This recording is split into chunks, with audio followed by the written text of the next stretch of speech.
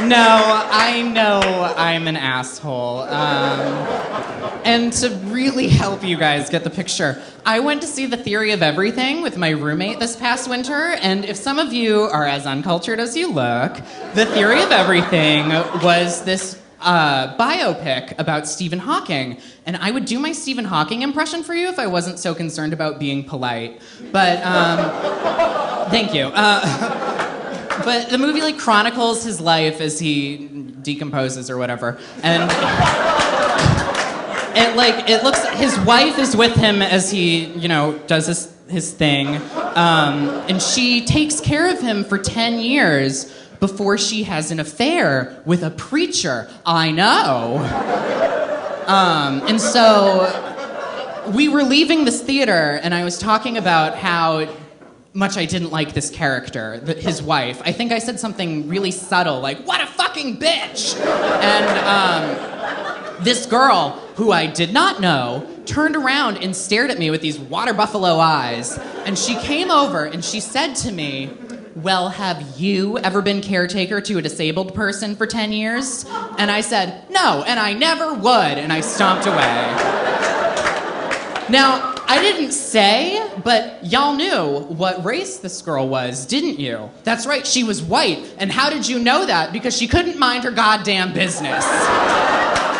That is something that we whites have in common. We stick our alabaster noses where they don't belong, and then like some kind of Aesop fable, we get our feelings hurt. And that's the moral.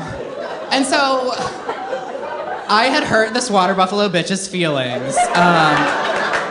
And that misstep was made a little more clear to me the following day. As it turns out, my roommate has a class with her, and she explained to him the reason she was so upset was that 10 years ago, her father had a stroke, and her mother had been caretaker ever since.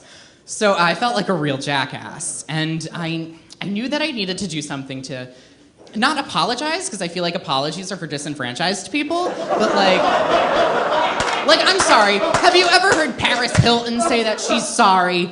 No, you haven't. And is it wise that I model my moral behavior after Paris Hilton? I'd say yes. She's worth $100 million, and the most she ever worked was on the set of The Simple Life, so I'm obviously gonna emulate her. Also, since it's probably been a while since most of you breeders have heard anything about her, her dog Tinkerbell recently passed away, and that was a very sad day for purse chihuahuas everywhere. So, I knew that I needed to do something to make things right with this girl, and so I was like racking my brain for ways to repent, and then I had a stroke of genius. And I went and I sat down with this girl, and she was like, "Oh, you really hurt my feelings." And I was like, yeah, bitch. I hurt your feelings. Your dad had a goddamn stroke. You need to toughen up. But I was so sympathetic, and I leaned over across the table, and I reached out and put my hand on hers, and I looked into her water buffalo eyes. And I said to her, "I hope your mom gets to be caretaker for 10 more years. And that she too has an affair with a preacher." So, thank you everybody. I'm Andrew Reiter. Follow me on Twitter. Thanks.